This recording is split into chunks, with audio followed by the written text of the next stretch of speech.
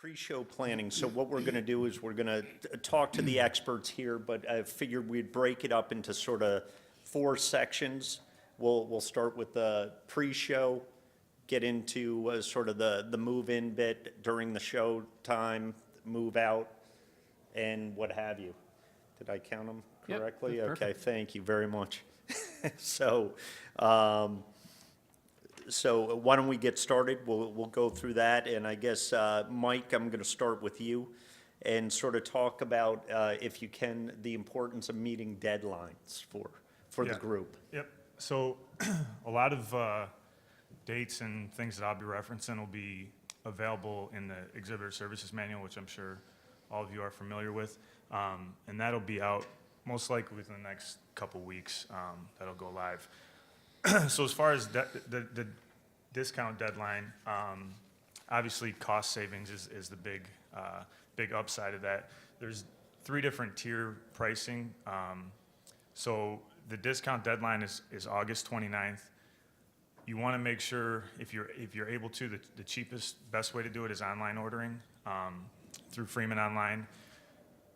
If you go onto Freeman's website, if you haven't done it before, most likely you already have an account. If you've done any Freeman shows, you would just search WESTEC through that portal. But otherwise, it's very easy to just set up an account, and then you can go on and do all your ordering, everything online for all of our services. So August 29th is the big one. If you don't do the online ordering, there's still a discount if you do the standard, filling out the forms and send those in, but it is still cheaper to do it online. And then if you wait past the deadline, it increases like 30 to 40% depending on what you're ordering. So it's really important to get those orders in by the 29th. The other thing is just making sure for logistics-wise and ease of moving, the more information that we have and we know what you're doing as far as booth building, hanging signs, carpet orders, all that kind of stuff, the earlier we get that information, the better we can plan, the smoother it'll be on site. The other one is warehouse shipments. So if you're shipping to the advanced warehouse, we'll start accepting shipments on August 19th through September 13th. And we are closed Labor Day, so just to note that, so which is September 2nd. So a few things as far as shipping to the warehouse. The advantage of that is it is a little more expensive, but the advantage is we receive it. That way, all of your properties will be in your booth by the time you show up. So that's the advantage of that. You also don't have to worry about, if your trucking company get hung up somewhere or missing the target date, which I'll talk about. So that's the advantage of getting it to the warehouse. If you ship it after the 13th, which is the deadline, we'll still accept it, but it'll be at a higher charge. Really anything post that time, though, you want to just ship directly to show site. Target dates, is everyone familiar with target dates, freight target dates? I know this show wasn't, I don't believe the show was targeted, was it? No. Most of the shows, especially with larger show floors, machinery shows, things like that, will target stagger the dates that we accept the freight. So we're working on the target plan now. It's still a little early, but that'll also probably be out within the next few weeks. You'll receive a target letter from SME stating what date you're slated to have your freight arrive. As of right now, Thursday, the 19th would be the first target date. So Thursday, Friday, and then Monday will be targeted, and that will let you know when you need to have your freight here. It just helps us with the coordination of getting things in, especially with, like I said, larger machine shows. I don't know if you had anything you wanted to add, Mark. I'm sorry, excuse me. As Mike said, logistically, moving into the building, it helps us a lot because if you have large machines that are coming into your booth, getting the large equipment around, if the booth next to you is already moved in, we need the room to get the equipment in there. So obviously we try to target the larger booths first, and get those big machines in while we still have room to move. If not, then it could pose a problem to that exhibitor next to you that we have to move all of his so that we can actually facilitate it and get it in there. Just adhering to those targets is key, for sure. And if for some reason when you do get your target letter, if there's an issue, we do try to accommodate, so you could always contact us and say, I'm slated to come in on Friday. Is there any chance I can get in earlier, or I may not be able to get my materials there till whatever the case may be. Once you get that date, just reach out to us, contact us. I have cards over at the table there I can hand out and let us know. Like I said, we always do our best to accommodate anything like that. But we do try to, when we do target it, it is methodical as to how we do that to just for ease of movement for everybody. And then the other one, hanging signs. So if you have a hanging sign in your booth, first thing you have to do is obviously get it approved by SME. They have certain restrictions and things that once you have that approval, you want to make sure that you ship your hanging signs separately, labeled separately, and all this information again is in the exhibitor services kit. But you're gonna want that to go to the advanced warehouse. Dates are the same, the August 19th through the 13th, because what we do is we trap those separately, and we will bring those in and start hanging those prior to all of the freight and everything hitting the floor. So that way we're not battling, and obviously we have to get condors around and get those hung in the air. So what we try to do, like I said, is get those shipped, we trap them separately and get them here, so that way when you show up, that sign will be in the air already for you. The instructions in the manual, because obviously we'll need to know exactly placement and all that kind of stuff. All that information that you'll need is in that exhibitor services manual. Yeah. And a few other things I wanted to elaborate on in regards, do you want to elaborate about the advanced warehouse of what is accepted and what isn't accepted? Yeah, so any machinery is not accepted at the advanced warehouse. That has to come directly to show site. Anything that goes to the advanced warehouse, there's a 5,000 pound limit per item, and it needs to be on crates or skidded in crates, anything like that. We won't accept loose, any type of loose shipments. So if you have like a large 10,000 pound machine, something like that, that's going to have to come directly here. And also with the targets, like Mike said, the targets will be sent out probably within the next 3 or 4 weeks. That target is just for machinery and anything that's being placed in the booth. So when you have say a target of Friday 7 a.m., we ask that if you have a piece of machinery that's going into the booth, that someone is there to make sure that it's placed in the right spot, because otherwise it'll be placed, and if it needs to be moved, you incur additional expenses. So that was for any kind of machinery that needs to be placed. As far as the targets go, if you're not shipping anything machinery-wise, you can move into your booth anytime after that. So if you're coming in with, maybe you're driving a personally owned, privately owned vehicle to the center, anytime after that target date, your booth will be ready.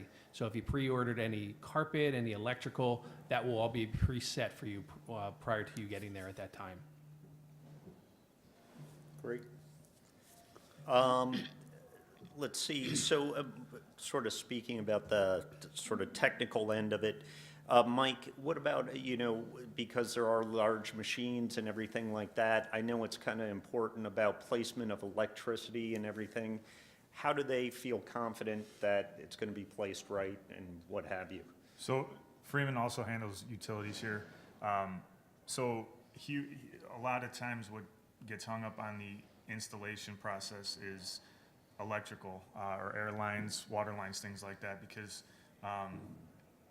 before we're able to put carpet down, we need to have electrical. Electrical and utilities is the first part of that. So if you have any questions as far as that goes, you can contact Freeman, and like all the contact information for our Anaheim branch who handles that will be in the exhibitor services manual. But one thing to know about Long Beach, all of the power, everything, airlines, everything comes from overhead. So it's important that when you submit your electrical order, you have, if you have multiple locations, you want to indicate where you want your main drop to be. If you're going to have a machine that requires high power, you're going to want to indicate exactly where you want that power to drop in. All of that is important. The orientation of the booth, because that's where we come in early and we get all the electrical roughed in, put in, so then carpet come down, machine comes in. If the orientation's off and we lay all the electrical or drop it in and it's 180 degrees versus where you wanted it, all of that is going to slow things down. So now you're going to have your machine that we're going to have to drop in the aisle, so we can fix the electrical. It sets everything back. So it's really important, discount deadline, so ordering it so you get the best price on the 29th, but also having the orientation, a floor plan, and showing exactly where you need outlets dropped. If you're not sure, if you have questions, we have a whole team of people that can help you out and go through that with you. I know there's sometimes questions of, how much power do I need for this or that. We can help you out and answer any of that kind of stuff. Yeah, one other thing in regards to that, there is a grid inside the exhibitor manual, and what Mike was referencing the orientation. I've seen it happen far too many times. Is the electrical team will get it, and there's really no information but where the drops are, but we've realized it's 180 degrees. So it's really important that you mark your neighbor's booths on that grid so they know which side is north and which side is south. Now, that's great, because it does, as you were saying it, I'm like, this sounds a little daunting, but, there is a grid on there, and it's easy to do, and I gotta say, Freeman's very responsive if you reach out to them, and if you're new to exhibiting, that kind of thing, so it should work out just fine if you contact them, if you feel slightly lost, so. That's great. Mark, I just wanted to ask you regarding sort of the shipments and everything. Is there any sort of best practice that you know of that for material handling Well- that seem to work? Some of the best practices that I would say is picking a carrier that has trade show knowledge. Some of the carriers that come in, they have no idea where to go. They don't know the paperwork they need. But a lot of the carriers do have that. If you pick someone that has trade show knowledge, it's a lot easier for you.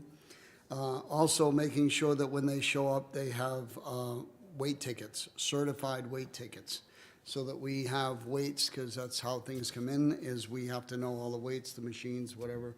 And so having certified weights. One of the things in Long Beach here is the certified scale that we would have to send them to is a little bit of a distance. So it would only delay you that morning if the truck shows up and he doesn't have weights and we have to send him. Could take an extra few hours. Now he's back in queue, trying to get back here and also getting empty weights to get it done. That would be probably one of the biggest things that I would think of. Let me see. And Just to Mark, jump in. I just wanted to ask one quick question. So the weights, when they contact the logistics, the service, that kind of thing, do they help them figure out the weight, or how does that work? No, it really needs to be a certified weight, and especially in the state of California, that requires, if we're gonna charge anyway due to weight, we have to have certified weights. So the truck driver actually has to go to a scale and weigh, which they're at all the truck stops. There's a lot around different cities, and you can look them up. But there is, he should know where they are. Most of the time they do. Again, if they're trade show savvy, they will know where those are at. Get an empty weight, go and load your shipment, and then go get a full weight of the truck so that we can figure out exactly what the shipment weighs. Okay, great. So But it's that- not as daunting as it sounds. No. Yeah, okay. It's just on his way to pick up your shipment, just tell him, hey, stop and get a lightweight, and when he gets there, load it up, and on your way out, anytime between there and on the way out, he can stop and get a gross weight, so that we can figure out the weight of the shipment. Great. So- Thank you. And make sure labeling on any of the packaging, that you have definitely clear labeling, and on the bill of lading, declare the booth number and everything else. So it just helps, because sometimes people share booths, sometimes there's, there's Yeah. different companies in a booth, or something's called a different company name, but here it's gonna be something different. We need to have it clear. And there are shipping labels inside the exhibitor manual, one for the advanced warehouse and one for the on-site directly to ship, directly to the convention center. Excellent. I just want to mention, as far as carriers, in the exhibitor manual, you'll see Mac Mayflower is the preferred, the SME. They pretty much do all of the SME events. So as far as knowing, if you go with Mac, you're knowing that as far as trade show experience, and very familiar with these events. And also Freeman does provide transportation services as well, which is also in the kit. So if you're unsure, you can contact us, but those Freeman and Mac are both in the exhibitor services manual. And Mac, if you use Mac, then they will deliver right to the booth, then they'll take care of that? Or- So the way it works, so Mac will deliver to show site, and then Freeman handles the unloading from the dock to the booth. So we still need to get in contact with Freeman to be able to have it moved from Yeah, so material handling is different than exhibit, like transportation. So getting it, you can use anybody to get it to here or to the, advanced warehouse, but then Freeman would handle getting it from, unloading it and getting it to your booth, correct? Yeah, maybe we explain the process about from start to finish, coming in, like what happens to the empty crates and things like that. Right, did you have, well, coming in, the carrier coming in the morning is going to come into the marshaling yard, and I think this is a little bit further down. Well, yeah, we'll be speaking Is about that- that, but okay. that's fine. We Is can- it okay to do Yeah, it now? yeah, Okay. what's Well, that? anyway, coming in as your carrier comes in the morning, he will check in at the marshaling yard, which at Long Beach here, we use their lot. And they have quite a large lot out here. We have a check-in trailer that's out there that's just a 48-foot trailer that's been made into a office trailer, basically. And they'll check in there and, again, check in with the bill of lading and the certified weights. And from there, we will process them, put them in queue based on a first-come, first-served basis. Again, if it's your targeted date, we like to try to adhere to the targets first. It's not saying that day that they come in that we won't take them, but we would like to adhere to the targets first, because again, we don't want to put your stuff in front of someone else. That only makes it a problem to get theirs into the booth later. Once we do that, then we will unload it, get it on the floor.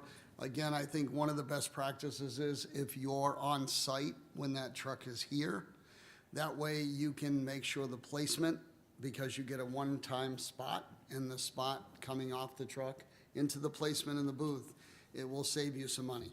Definitely, instead of us having to put it beside the booth because we don't know exactly where it goes, how you want it, make sure your power is down. But if you're here, that way we can take it from the truck right into the booth. And then that way it's the one time, and we don't have to pay an extra charge to have that spotted again. Then once that's done, if we do have to unskid it, we would unskid it through rigging orders. We'll take it off the skids, set it in the booth where you want it, and we'll make sure that all of those skids and crates, the empties, are staged outside. We load them on trailers. If it's that time of year we have to tarp them, we will, and everything is labeled accordingly. We want to make sure, one of the important things is when you're unloading or machines and they have to be unskidded, we want to make sure that when the riggers do that, that the skids are labeled with your booth, and it's clearly labeled. We give you machine empty skids, labels for those skids. We'll put them outside. On the return, when it comes time to do your rigging order on that night, and you go and you ask for the order to be done and you're ready to go, we will go in there and re-skid, but we bring those skids in not with the general empties. We bring those skids in with your order, because a lot of times, a lot of the skids are just too big, and if we put them in the aisleways, it'll just clog everything up, slows everything down. So we do it by bringing them in as we skid the machines. And that way it just, like, again, saves time, and it also saves space so that it doesn't clog up the aisles of trying to get the other movement in. Once we do that, then the outbound would be something different, but, I mean, do you want me to go? Yeah. No, yeah, we'll touch on the empties during the move-out phase. but Okay. That's great. Thank you. Now, Chris, I know there's a lot of exhibitors here may have different booths and Yeah. different types. Can you touch Yeah, on that? I wanted to add this just to explain the different orientations and different booths that are sold. The majority of the booths that are on the floor are the inline booths, and they're exactly that. They're kind of inline, one long row of pipe and drape separated by a low rail pipe and drape. Those ones, like I said, 90% are inline booths. Then you have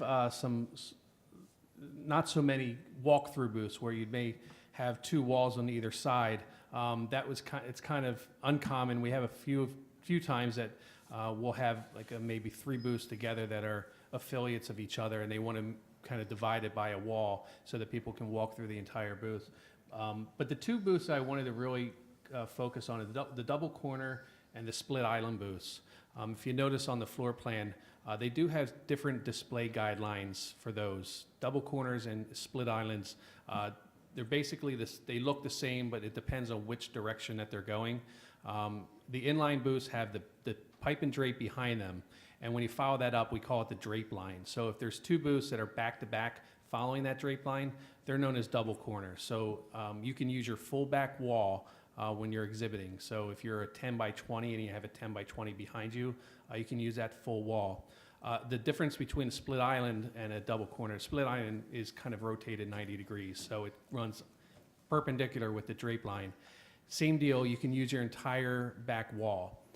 The reason why we mention this is we have a booth known as a Peninsula Booth, which is also known as an end cap, which sits, say if you have a 20 by 20 booth and you have two 10 by 10s behind you, to make sure that attendees, when they're walking up and down the aisles, can see directly into your booth, we ask that the Peninsula booths come in 5 feet. The highest you can go 5 feet off the aisle is 4 feet, so that if someone's coming up from behind the back aisle, they can see into your booth. And it's also, if they're coming the opposite direction, the booth behind you isn't being blocked. So if you're in a 20 by 20, that 10 feet along the back wall can go as high as 16 feet, which is the maximum height for the back walls. So I just wanted to point those out because we do send out letters for our Peninsula booths, just to remind them that they follow the guidelines. We ask for a floor plan if you're a Peninsula booth, just so you can send it back so that we don't have any surprises on site.